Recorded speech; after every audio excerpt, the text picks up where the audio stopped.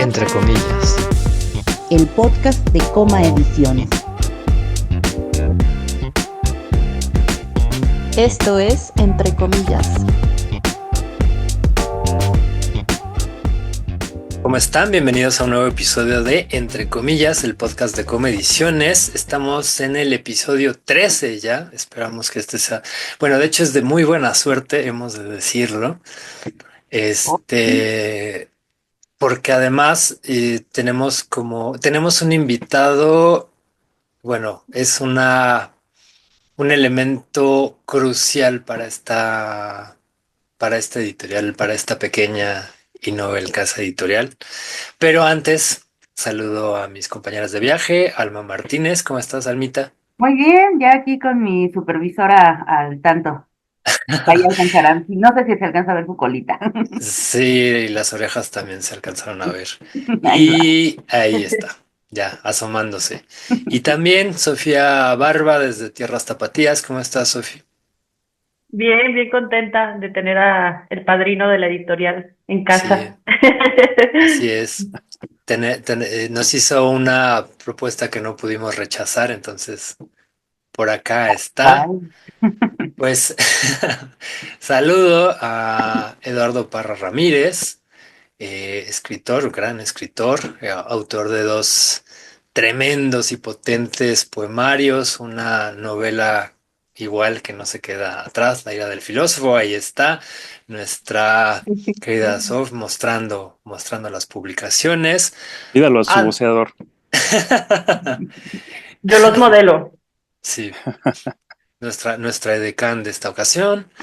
Y bueno, además tallerista pues ya de largo tiempo, maestro de creación literaria. Entonces, pues, querido hermano, Eduardo, ¿cómo andas? Muchísimo gusto a todos quienes están presentes. Mucho gusto. Es un placer estar aquí con ustedes. Muchas gracias, hermano, por la invitación. Estoy muy contento de estar aquí conversando con ustedes. Pues, ¿qué les parece? Entremos de lleno un poco para quienes no tengan el enorme gusto de conocerte como escritor. ¿Cómo inicias en estos bajos mundos de la literarios y de la creación? Como a Eh, veces ocurre, ¿esa era la pregunta? sí, sí, sí. Ah, mira, pues como a veces ocurre, miren, con esto de las vocaciones, estoy convencido de que las vocaciones son llamados, es decir, llamados que vienen desde un lugar muy profundo de uno, que a veces lo atraviesa uno y vienen de antes, rodando, quién sabe desde qué tiempo mitológico, a convocar gente que esté dispuesta a, pues, sacrificar un tiempo, unos esfuerzos, unas percepciones en un proyecto muy incierto que es escribir. Entonces uno, pues, está ahí entregado a esa cosa que llamamos la vida y algo te dice que escribas desde muy temprana edad, pero no te lo dice con esa palabra, no te dice escribe, te dice mira cómo suena este poema, mira cómo Mm. suena esta cosa, mira cómo es el recorrido de este pensamiento. Yo tuve la fortuna desde muy pequeño, desde muy niño, de estar rodeado de libros y de gente que amaba los libros y de gente que amaba la palabra, la poesía. Entonces, yo siempre platico esto, que la poesía, la palabra no me llegó por signos, sino por voz. Mm. Mi padre declamaba poemas en las reuniones familiares y esa seducción de la cadencia sonora, de los timbres, de los acentos, de la posibilidad que tiene la palabra y además la imagen que se va abriendo paso y los sentidos que cierra en en cada verso, en cada estrofa, me fueron haciendo algo. No sé, no sabría decir qué me hicieron, pero se convirtieron en un impulso de ir a buscar esas palabras habladas en los libros de donde yo sabía que provenían. Y así empezó algo que podríamos llamarle una curiosidad, o quizá un poco más que una curiosidad, porque fue muy intenso. Y Ujú. sin saberlo, ahí se había abierto la puerta, eh, quizá incluso muy ampliamente se había abierto la puerta para mí de lo que era, pues después yo sabría que era una vocación. Se atravesaron muchas cosas en la vida que como por ejemplo el cine, mi fuerte participación en procesos políticos y sociales, que me hizo sospechar incluso que yo iba a dedicarme a algo así. Por ejemplo, que yo iba a hacer la revolución social, como no tuve tiempo de hacerla, como ustedes habrán notado, entonces desistí, abandoné esa, en buena hora, ¿no? Abandoné esa intención y yo creo que hubo un proceso que fue un momento que fue decisivo. Yo había estudiado cine en un par de escuelas, y me di cuenta de que para hacer películas, o sea, para levantar proyectos cinematográficos, por lo menos en aquel entonces, estoy hablando de finales de los años 80, principios de los años 90, se necesitaban hablar unos lenguajes que pasaban por otro tipo de lugar, el lenguaje de la comunicación de grupos, el lenguaje de las gestiones. No me pude habituar a eso. Yo necesitaba en ese momento de mi vida una gestión más solitaria, más individual de mis emociones y de mis procesos. Y entonces sí, dejé de lado la intención de hacer cine y me volqué completamente en la escritura. Esto fue un periodo de varios años en los que pues yo estaba dedicado profesionalmente, digamos como principal fuente de ingresos, estaba dedicado a la docencia y a actividades alrededor de la docencia.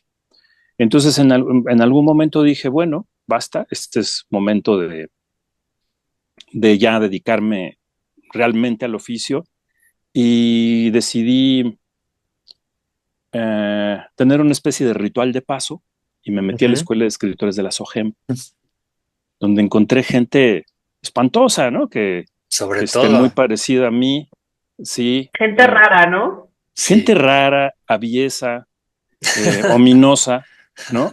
Que tenía también eh, predilecciones y preferencias muy, muy cercanas a mí y bueno, se dieron grandes amistades. Había un señor, un joven, mucho más joven que yo, que escribió una hermosa poesía, un tipo delgadito así, muy parecido al Dalai Lama. Yo cuando lo veía me prosternaba en secreto ante su santidad y supe que se llamaba Víctor Uribe. Hice una gran amistad con él y con otro amigo que también siguió en la escritura, que es Dan Lee. Entonces, estoy contando un poco a Ujú. grandes rasgos cómo fue que se empezó y se prolongó este recorrido, pero bueno, pasaron muchas cosas, hubo muchos virajes, muchos cambios no de vocación, sino de elección de carrera, pero nunca me abandonó la escritura siempre estuvo allí, salvándome, haciéndome preguntas, incluso aunque no redactara, aunque la palabra me seguía recorriendo, ¿no? Y, y bueno, yo creo que el momento, o uno de los momentos que son definitorios para una persona que se dedica a las letras, pues es la publicación. Pues es cuando es una de las cosas que sabes que ya no hay, que ya no hay retorno, ¿no? Sí. Así fue.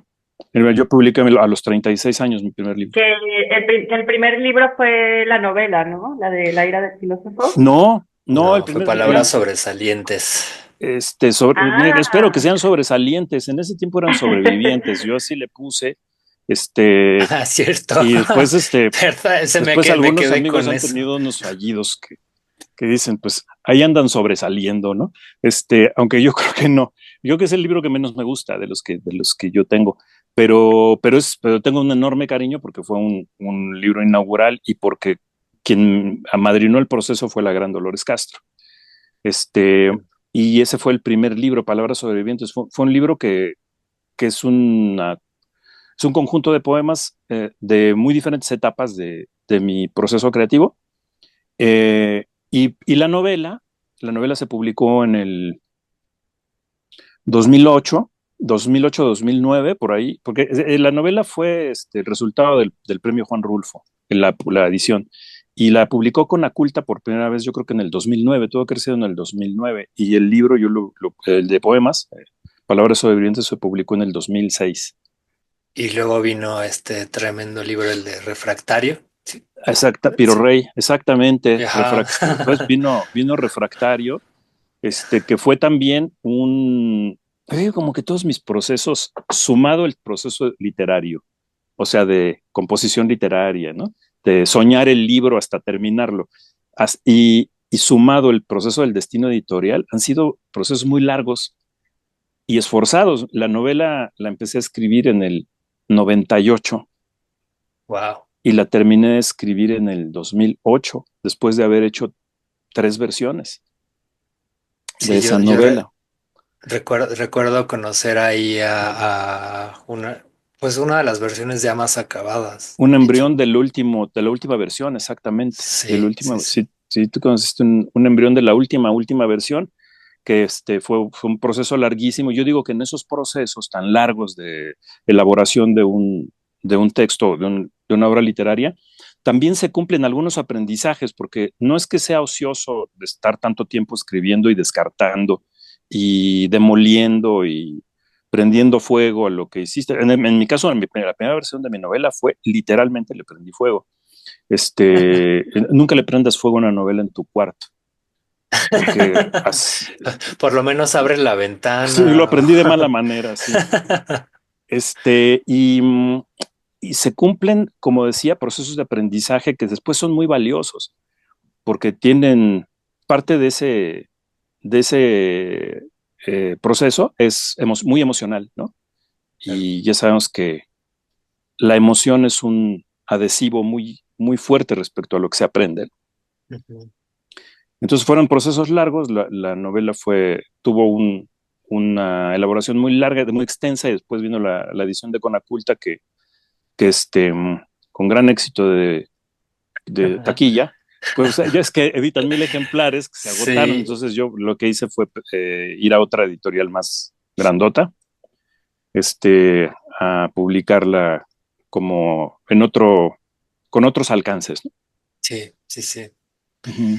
Eh, ¿Cómo fue este cruce? Porque ahora, bueno, llevas varios años dedicados a la docencia y al tallereo. ¿En Sí. qué momento se da ese cruce entre la parte de creación literaria, pues, esta vena de creación, de sensibilidad hacia lo que se escribe, hacia la palabra y eso, poder compartirlo o poder guiar a otras generaciones, que aquí hay una joven que ha pasado por esos talleres. Una colega, por supuesto.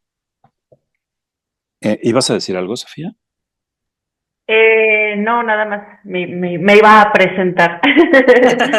No, que pues a mí me tocó también como todo el proceso de eso, de conocerte como maestro.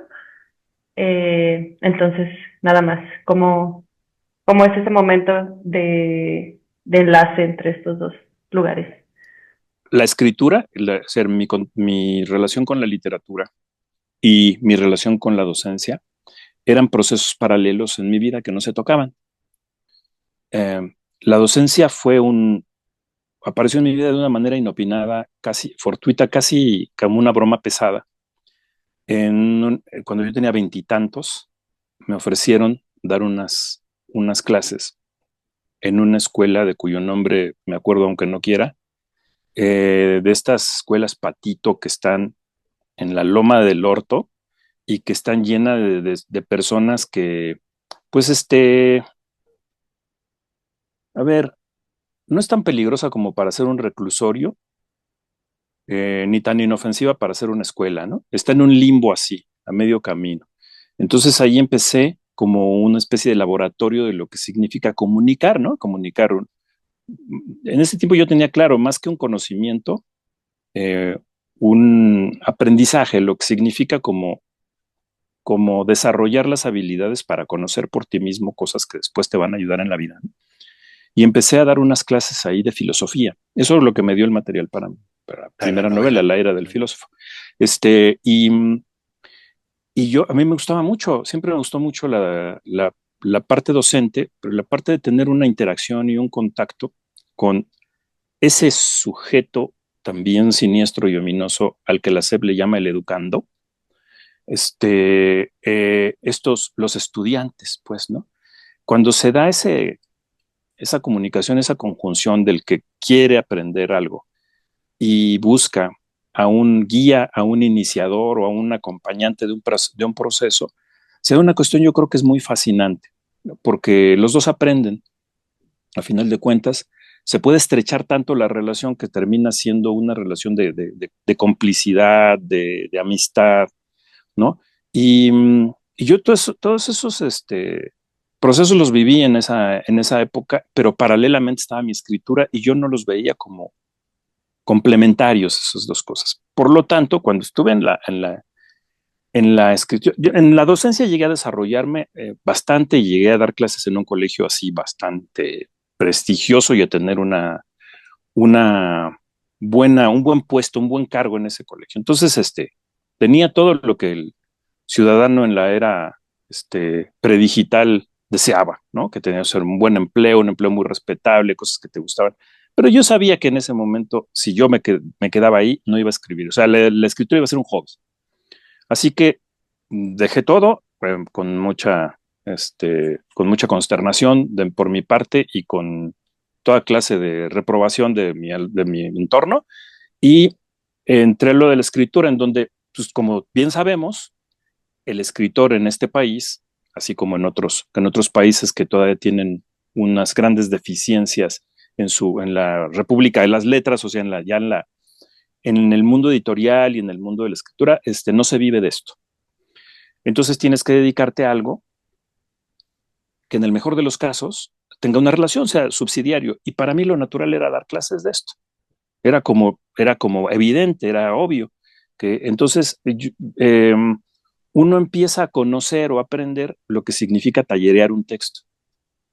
Y ahí, pues, cuando yo empecé a estudiar literatura, ya mejor dicho, creación literaria, que tuve maestros muy valiosos en un primer diplomado que tomé en Conaculta y el segundo diplomado que tomé en SOGEM, empecé a entender cómo era analizar un texto. Y al leer ese texto estabas leyendo al autor y estabas leyendo zonas que tal vez el autor estaba reprimiendo, estaba sesgando, no salían completamente. Un proceso que se parecía un poco al proceso terapéutico. Porque, viste que a veces el escritor se encamina por rutas muy solares, muy de la inteligencia, y le da la espalda a su sombra, ¿no? Y a todos los demonios que lo habitan y a todas sus pulsiones y eso. Entonces empiezas a hablar con un interlocutor que te ve a ti de frente, pero ve lo que está atrás de ti, estos monstruos, estos animales sagrados que te están persiguiendo. Y entonces él te puede decir, párale, mira, ponte aquí de lado, enfrenta la sombra, explora esto.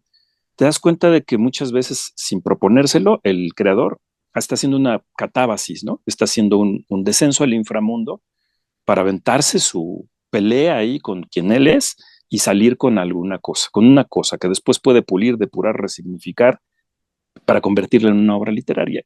Y acompañar ese proceso es tan creativo como escribir una obra literaria, porque la obra que tú estás analizando no pasa solamente por el tamiz de la inteligencia, también te la llevas al sueño, está contigo, te muerde, te pasa algo, la recuerdas, los personajes que están ahí te empiezan a habitar. Entonces tú escuchas fuertemente ese libro y estás en mejores condiciones de ir y decirle a la autora o al autor, mira, yo veo esto, búscale por acá, está pasando esto, el libro te está diciendo esto, pero todavía no lo ves. Y entonces se da un trabajo en el que me he sentido muy bien y en el que yo creo que he desarrollado ciertas habilidades. Ha habido también cierta predisposición de mi personalidad para trabajar así y he visto nacer libros poderosísimos, hermosos que a mí me gustaría haber escrito o que me interesa mucho leer y releer, ¿no? Ujú. Entonces, pues así se ha dado el proceso. Yo digo, son como dos cosas que confluyen en una misma palabra de enseñanza de la literatura. Son dos cosas distintas, que por un lado es dar clases de creación literaria y enseñar preceptos, o técnicas o las bases de narrar o de hacer poemas, pero por el otro lado es el acompañamiento de proceso. Ahí ya es donde ya viene el trabajo de taller, Ujú. o el Claro. taller o la asesoría, el acompañamiento, ir caminando junto a la autora, como Sofía. Yo quiero retomar esto que hablas acerca del acompañamiento para entonces preguntarte, ¿crees tú que se puede enseñar a escribir? Esa es una súper pregunta que tiene muchas respuestas posibles. Es una pregunta cuyas respuestas se te resbalan de las manos, porque mira, se podría decir con justicia que no se puede enseñar a escribir, porque escribir es un proceso personal, solitario. Nadie te enseña a escribir tu libro es tuyo, y tu libro es la primera vez que se escribe es en ti. Sale de tu conciencia, sale de tus manos, singular. Entonces, mal podría buscarse un manual de cómo se escribe el libro de Alma, cómo se escribe el libro de Sofía o el de Víctor. Cada uno tiene que encontrar sus derroteros. Por lo tanto, que alguien me enseñe por dónde me tengo que ir, cómo le tengo que hacer para llegar a mi libro, es imposible. Lo que sí puede haber es el, el acompañamiento implica una parte de enseñanza, lo que tiene que ver con las técnicas para resolver ciertas cosas, los tiempos, las convenciones, la verosimilitud, hazle por acá, y ahí se aprenden cosas. Eh, pero en esencia, uno trabaja como Hemingway decía, ¿no? Que todo escritor tiene que tener un detector de mierda que le ayude a no publicar una cosa de la que después se va a arrepentir. Y que está acompañando un proceso, te, te está ayudando a eso, a que no publiques una cosa que no corresponde, a que cuando llegues a tu mayor potencial, etcétera. Y por lo tanto, el proceso de enseñanza se reduce a un porcentaje menor. Lo más importante es ver tu libro, o sea, que el acompañante vea el libro del autor eh, con un ojo muy filoso y le enseñe como rutas, ¿no? Y le haga propuestas. Entonces, por eso, enseñar a escribir es una cosa muy resbaladiza, porque pues eso pondría en entredicho incluso las escuelas de escritores, pondría en entredicho los talleres literarios, porque en verdad uno no aprende a escribir, sino que uno concurre a un lugar donde hay gente que se le parece y se ponen en circulación modos de economizar los hallazgos y de ser más eficaz. Pero a final de cuentas, tu libro es tuyo y está ahí.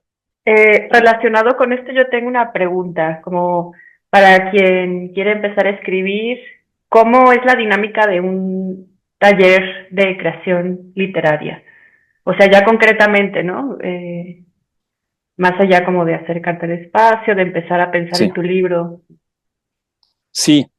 Uh, el taller de creación literaria es un grupo de trabajo.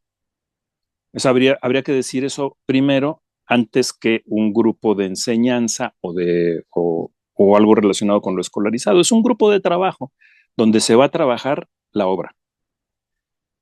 Como el autor es la obra y la obra es el autor, y hay una relación indisociable, entonces el que va a un taller literario también de alguna manera va a exponer su personalidad.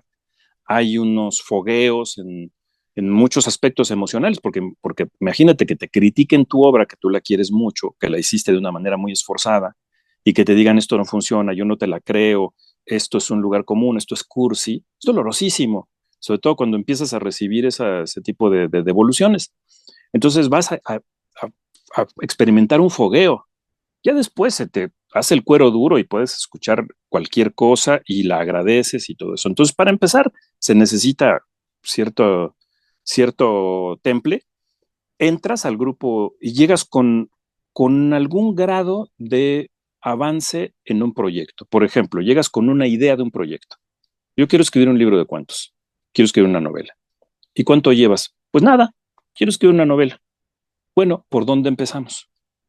Y empezamos en el taller literario a ver si esa, según la personalidad de ese autor o esa autora, quiere empezar con una anécdota, o quiere empezar desarrollando un personaje, o quiere empezar con una imagen, o quiere empezar con un tema, ¿no?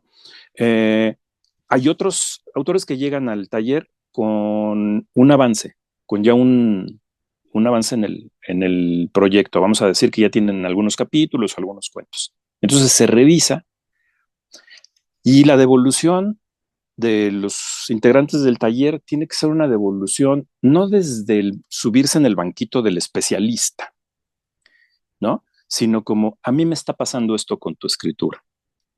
Yo creo que tú quisiste llegar acá, me pasó esto, conjeturo que tú estás como por este lugar, me parece que podías llegar más lejos, o me parece que hay estas grietas, estas deficiencias en el texto que hacen que tú tengas que trabajar esta cuestión, ¿no?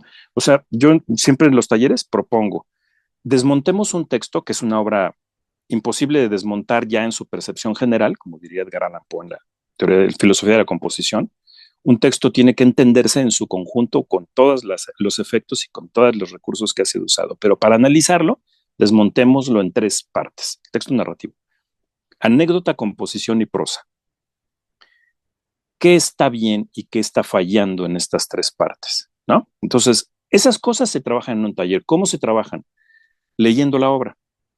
Llega el autor, dice, tengo este avance, entrega, distribuye copias, o ahora que están ya muy vigentes los talleres en línea, pues distribuye versiones electrónicas de su trabajo, de su proceso, y lo lee en voz alta. Y esto es importante porque a veces hay discrepancias entre la intención que le da el, el, este, el autor y cómo está representado gramaticalmente. Entonces tú lo estás leyendo con mucho énfasis, con mucho impulso, y aquí las palabras están mansas, están quietas. A ver, que lo lea otro. No, sí, ya sabes qué, ya me di cuenta. No tiene el énfasis, porque es uno, no tiene el énfasis. Entonces, pues, ¿qué es lo que tenemos que hacer? Pues tenemos que corregir esto. ¿Sabes que te fuiste muy deprisa? Leíste muy rápido o leíste al contrario, leíste de una manera muy cansina, no sé qué. Entonces vamos también contrastando la personalidad del sujeto que está trabajando con su obra y le vamos haciendo cuestionamientos muy intensos, muy fuertes, para, para estimular las posibilidades del libro. Y entonces se retrabaja y se retrabaja. O sea, al principio se trabaja lo más profundo y termina trabajándose ya lo prosístico, los detalles más finos.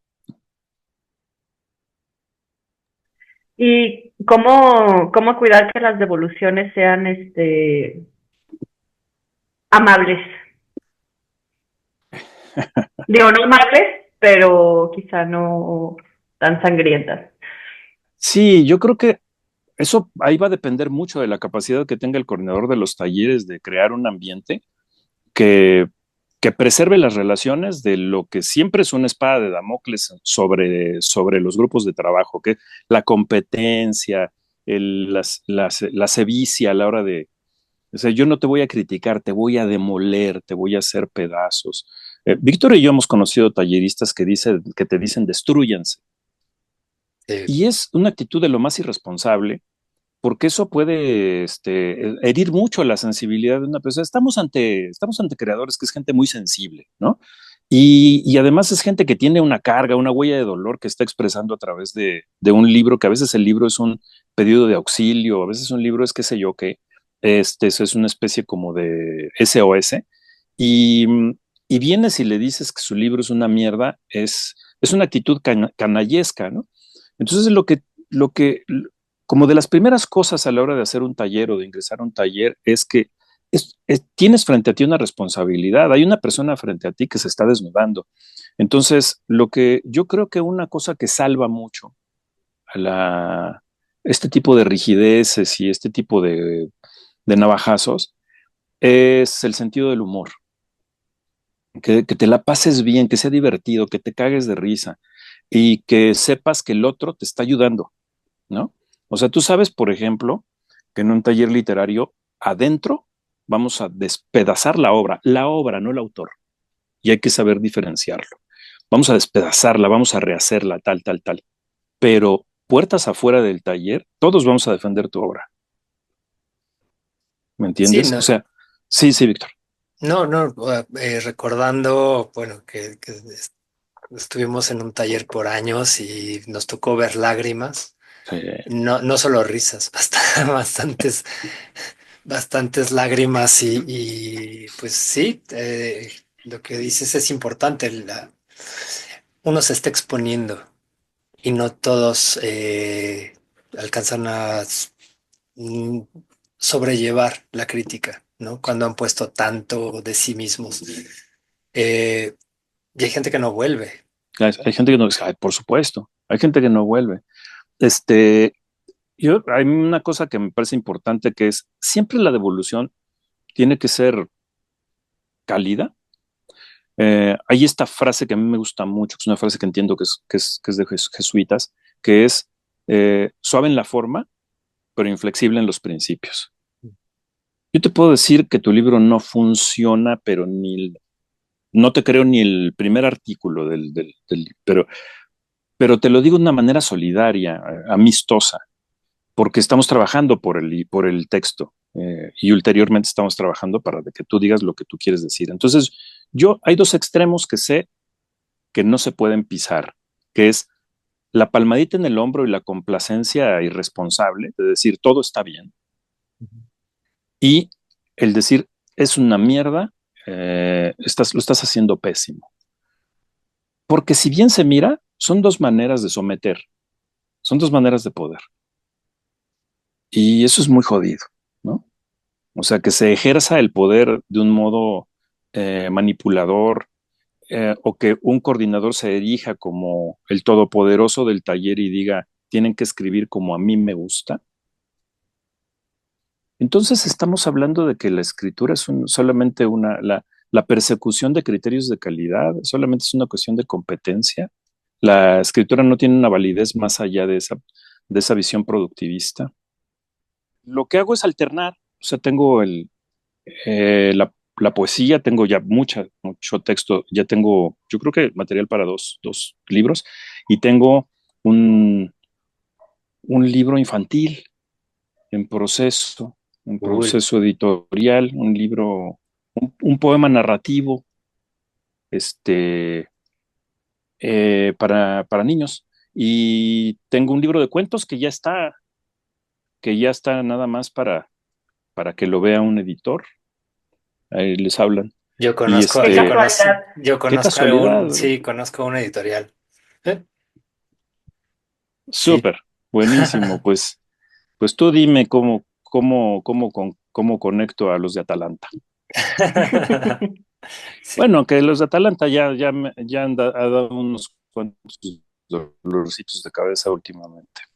Pero sí sigo con el trabajo y vamos a ver qué pasa con esa novela, la que ya está, y la otra está en proceso. Pues sí, porque tiene un buen rato que no publicabas. Sí, Y sí, parece que, en realidad, no, que parece que perdón, vienes ahora con todo. pues mira, es que también no nos deja que se acumulen cosas, o sea, yo tengo como mis habilidades están muy puestas en la creación, pero no tengo tantas como habilidades para organizarme y hablar con editores. A mí me dan mucho miedo los editores. Yo veo el de Editores Mexicanos Unidos y me voy corriendo. Este, Me preocupa mucho, ¿no? Se va acumulando el trabajo. Yo escribo lento y publico todavía, o me afano más lentamente por publicar, pero sí, ya tengo ahí, espero que este año salga un par de cosas, por lo menos. Ujú. Muy bien. Esa es una gran Sí, exclusiva, debo decir. Sí. así es. Sí, sí, la primicia. Así es. El regreso del hijo Prodigy. Son varios proyectos. Quiero ver quiero ver el Sí, sí, está infantil. bonito. Pues ya para ir cerrando, una pregunta sería, en tu experiencia y trayectoria de ambos lados, tanto como creador como tallerista, ¿cuáles son las claves para que estas ideas terminen concretándose en una publicación.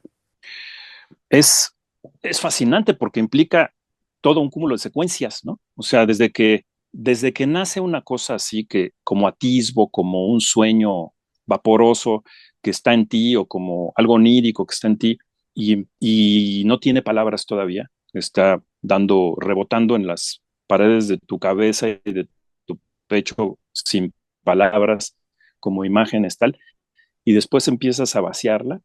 Cada escritor cumple ese procedimiento de maneras particulares, ¿no? Algunos piensan mucho en el lector y en el editor mientras están escribiendo, cosa que yo no recomiendo tanto.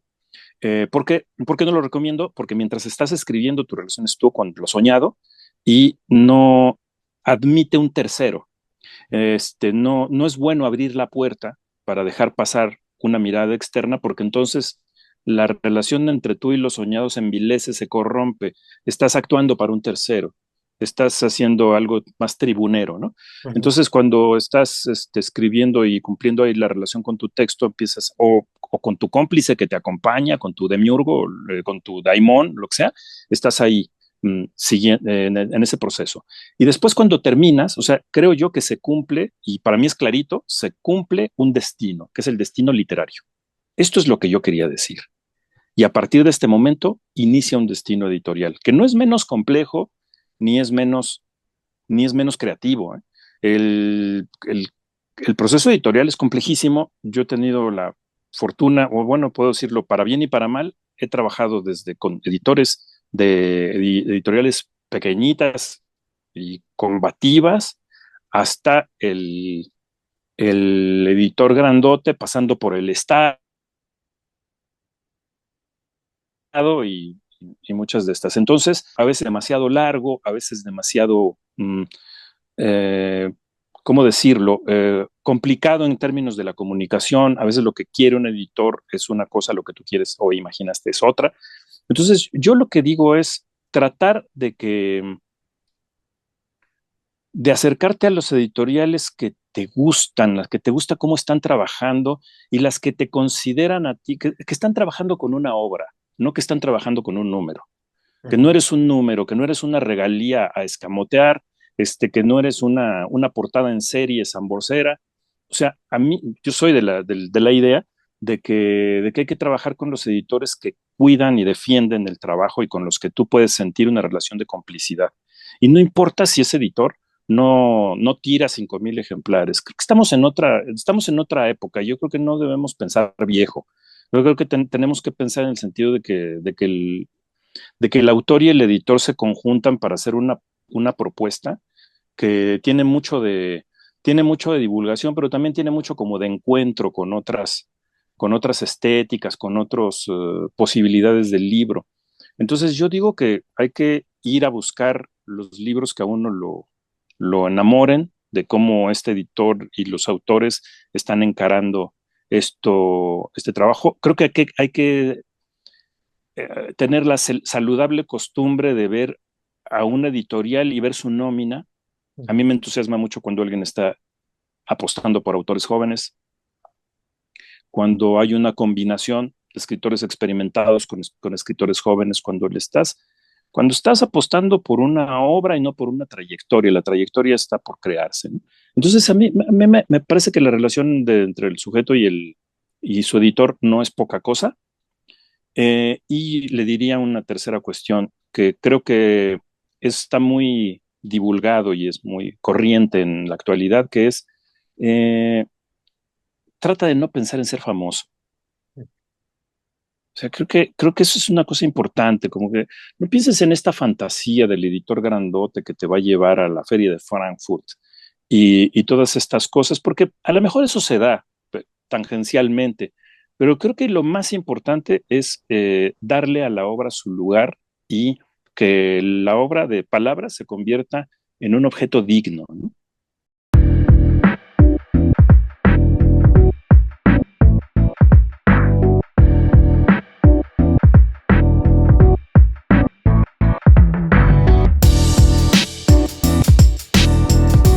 Pues siempre cerramos, ¿no? Con, con una sección que nos gusta mucho acerca de que le pedimos a nuestros invitados que nos recomienden una lectura, ya sea la que estén llevando a cabo en ese momento o alguna que les haya gustado de manera particular y la mariden con alguna bebida, no forzosamente alcohólica, puede ser cualquiera que consideren que va bien con ese texto.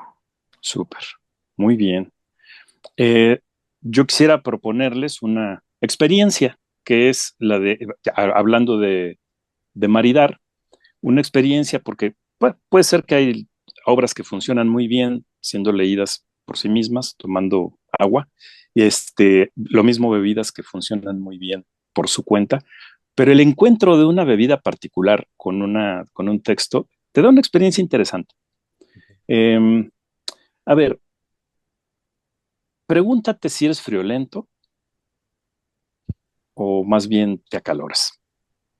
Si te acaloras, busca un whisky escocés, no ese perfume norteamericano, un buen whisky escocés, pero que sea fresco. Un Glenfiddich, un, un Johnny Walker etiqueta verde, un whisky fresco.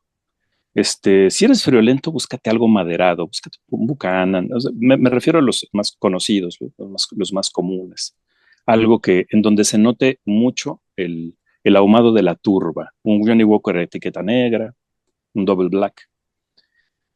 Ponen un vasito old fashion, dos piedritas de hielo y, y tómate unos tragos y déjalo pasar. Y después agárrate un libro de Roberto Juarros. Ya que estés, ya que Johnny Walker camine dentro de ti y siga sus inciertos caminos, entonces te agarras la poesía vertical de Roberto Juarros. Roberto Juarros escribe en un punto en donde la palabra se confunde con el cuerpo, donde los razonamientos se confunden con los sentimientos. Entonces, tómate tu whisky, lees ese poema que dice, pienso en este momento que tal vez nadie en el universo piensa en mí, que solo yo me pienso. Y si ahora muriese, nadie, ni yo, me pensaría. Y aquí empieza el abismo, como cuando me duermo. Soy mi propio sostén y me lo quito. Contribuyo a tapizar de ausencias todo. Tal vez sea por eso que pensar en un hombre se parece a salvarlo. Cierras el libro, estás tomando tu whisky y dices, carajo, me tengo ganas de escribir. Esa experiencia recomiendo. Me encanta. Pues Qué bonito. a correr a comprarnos un escocés. Y ajo arroz. Ya, no, Sí. por ahí está un compendio de la poesía vertical. Súper.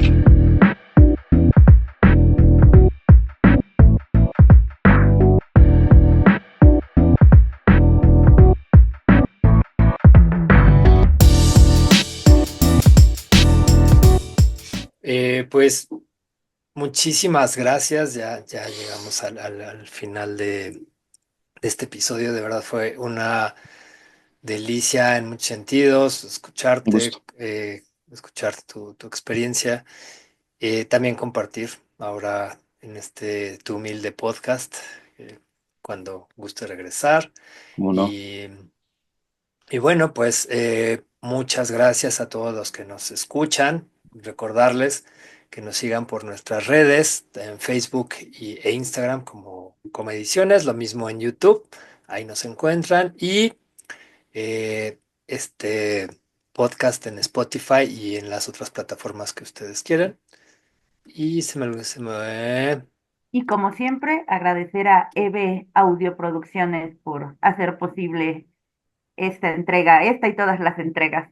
ibas a E decir algo. invitarles también, sí, que a quien quiera escribir y tallerear su obra, pues que también asista a ¿Dónde, los talleres. dónde te pueden encontrar? Pues yo no tengo casi red social, tengo red social de tía, que es Facebook, encuentran como Eduardo Parra Ramírez, no tengo otras redes sociales, y o parraedu70@gmail.com. De que ahí nos vemos en el plano astral. Si me buscan allá me encuentran. Sí, claro que sí. Piensen fuerte en mí. Sí, así es. Bueno, pues muchas gracias a Sof, a Alma, como siempre, un gusto. Y Gracias a ti también, Vic. Irmao, pues muchas gracias por la invitación, por aceptar Al contrario, la invitación. Alma, Sofía, Víctor, muchas gracias por la invitación. Fue un placer platicar con ustedes. Igualmente. Y bueno, pues vendrán nuevos proyectos, ya les estaremos comunicando. Y hasta el próximo episodio. Muchas gracias. Abrazo. Chao. Abrazo.